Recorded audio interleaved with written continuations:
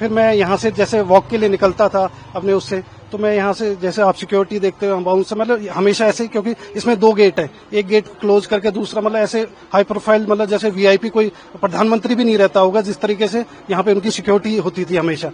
उनको जब बाहर जो कभी होता था तो उनको लोगों को हटा दिया जाता था कि स्वामी जी निकल रहे हैं, तो वो अंदर ही रहते थे। तो कभी मुलाकात तो मेरी उनसे हो नहीं पाई, पर बीच में जब मैं एक बार उनके इंटरेक्शन के लिए गया तो बेसमेंट में बुलाया था, तो बेसमेंट में इन्होंने देखा, मतलब कैबिन्स टाइप में बना रखे हैं, रूम्स के अंदर रूम उस टाइप के, तो उनका वो बना हुआ था।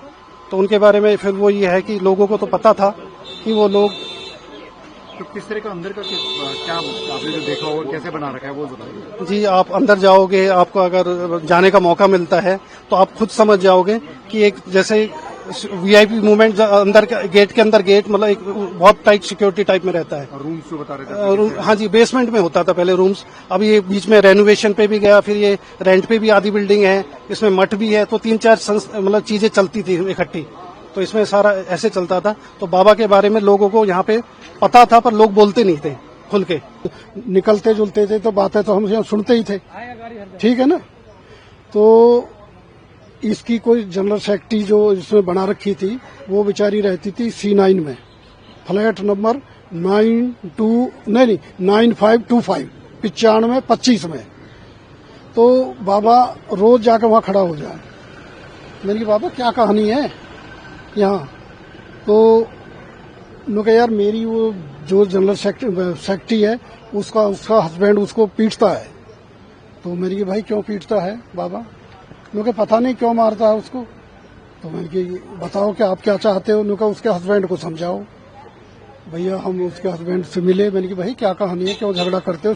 रेजिडेंस एरिया है, पढ़े लिखे लोग यहाँ रहते हैं, झगड़ा क्यों करते हो? उन्होंने कहा जी मेरी बीवी वहाँ जॉब करती है, मैं कह रहा हूँ कि भाई वहाँ से जॉब छोड़ दे, वो जॉब ये जॉब छोड़ना नहीं चाहती।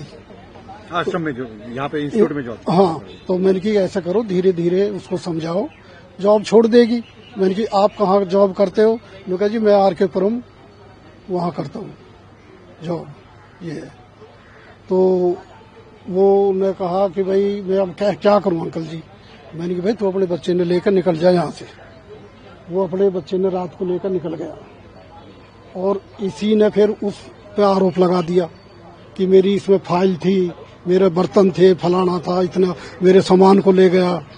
बेचारे की थाने में कंप्लेंट कर दी। उसने जैसे तैसे अपना फैसला कर लिया। उसके बाद में फिर हमारी कोई मतलब ही नहीं। ये तो बाबा के बारे में कभी आपको कुछ पता चला जिस तरह से ये तो सामने आए? यार ये तो रोज यहाँ बच्चे बात करते रहते थे, हम घूमने जाते थे, सुनते थे, बस। क्या बात करते थे बच्चे? यही कि भाई बाबा ठीक नहीं है, बाबा ठीक नहीं है, बस। अब बाबा ठीक नहीं है, कितनी उसमें मतलब कैसे कैसे क्या कहानी होती है। ठीक, एक चोर भी हो सकता है, एक झूठ बोलने वाला भी हो सकता है, एक वैसा भी हो सकता है। अब ठीक में तो कई बात आ गई। ये क्या कभी इंस्टीट्यूट के अंदर प्रीमाइसेस में भी आपको जाने का मौका? नहीं, हमको इतना ताल्लुक नहीं रखते थे।